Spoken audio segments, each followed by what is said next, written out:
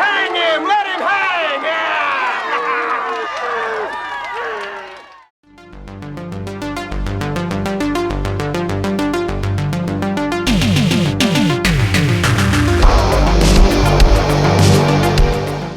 Have you ever wondered what a screwball sex comedy like Porky's might look like if it were actually a horror movie? No, probably most people haven't, to be fair, but I'm going to tell you anyway, because it would look like Hauntedween, a 1991 horror movie that's kind of mixed Halloween with Porky's, and this is directed by Doug Robertson, who also wrote the movie, the only credit to his name. And yeah, it's a low budget kind of slasher movie that is clearly influenced by the likes of Psycho, Halloween, Friday the 13th, but also those kind of Porky's kind of style movies that we used to get back then as well. Maybe more like American Pie if you're a little younger perhaps, Lemon Popsicle, things like this. Now it takes this, the story is based on this kind of fraternity that is in debt. They need to kind of raise money, and the leader of this fraternity has tried various means, and they come up with this idea to have this haunted house attraction and charge people $5 per entry, and thus raising the money to save their fraternity. But what they don't know is this haunted house location was 20 years ago the site of a murder in a previous haunted house attraction. But the murderer is actually still at large and is actually a somewhat of a kind of psychopathic individual who wants to effectively murder people for real, but also on display. So we have this fraternity kind of organise this haunted house attraction along with some various comedy and romantic shenanigans, shall we say, and eventually we have this haunted house attraction go live, but people not realising that there is actually a killer hacking people up there. They all think it's part of the show. What will happen? You'll have to watch the movie and find out. So let's discuss. So this is obviously a horror comedy, and it really does play like a Porky style movie. Lemon Popsicle, maybe American Pie if you're a little younger and haven't heard of those things. With lots of kind of madcap screwball characters that are very kind of over the top. You know, lots of kind of college guys trying to get in the pants of various sorority babes and things like this.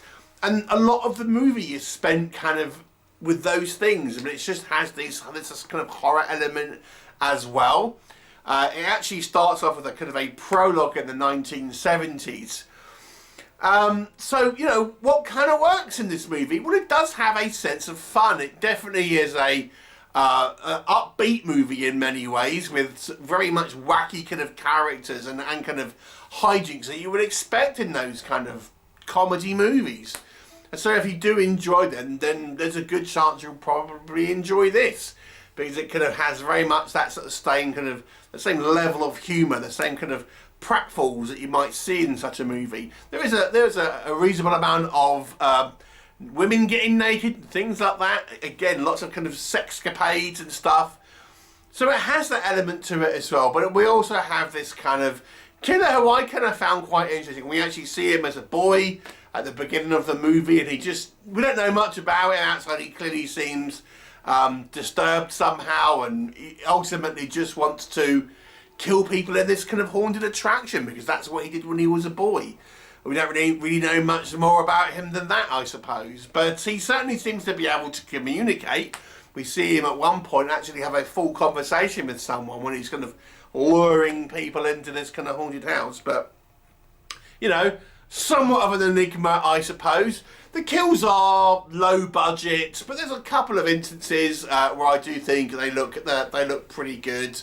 And it is this fun thing where we see this kind of people's bloodlust kind of like, where they're not realising these kills are real and they're kind of screaming for blood and things.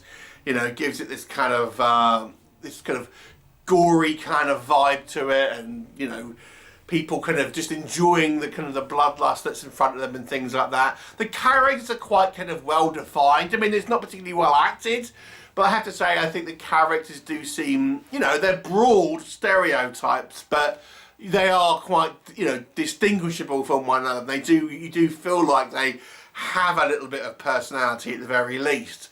And it's interesting here we have our main frat guy who, you know, in many other films he'd probably be like the bully, and you'd have like the nerdy guys that come good. But no, he is just the kind of like the main kind of protagonist here. So it definitely has that sort of like that fratty kind of energy to it.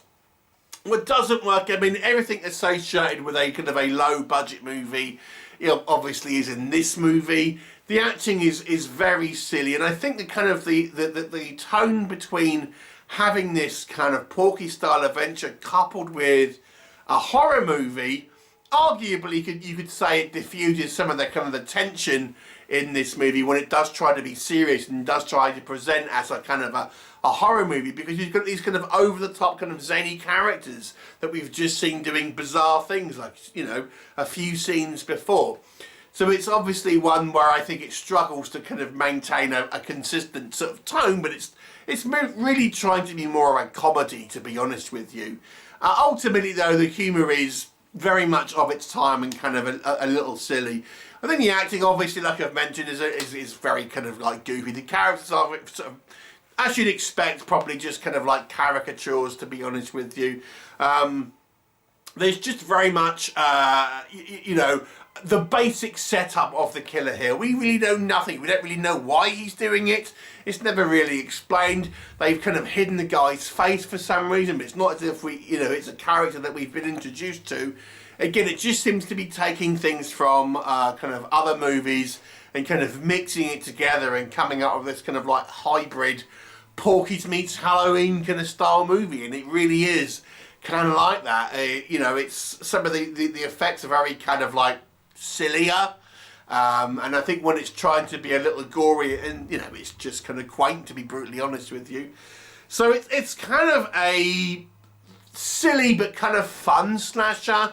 It's as cheesy as you're going to think it is. This is a very silly, cheesy movie, but it is kind of enjoyable because it's very much in a way, this mixing of the genres that you don't see all that much. I mean, horror comedies don't tend to have this kind of screwball aesthetic to a certain degree. So it was certainly interesting, and it is literally like watching one of these 80s like comedies, but just with a few horror scenes. It's a bizarre watch, but I wouldn't say it's a necessarily good film, so I'll give it a 5 out of 10. Watchable if you don't mind the kind of the silliness that's going to unfold here.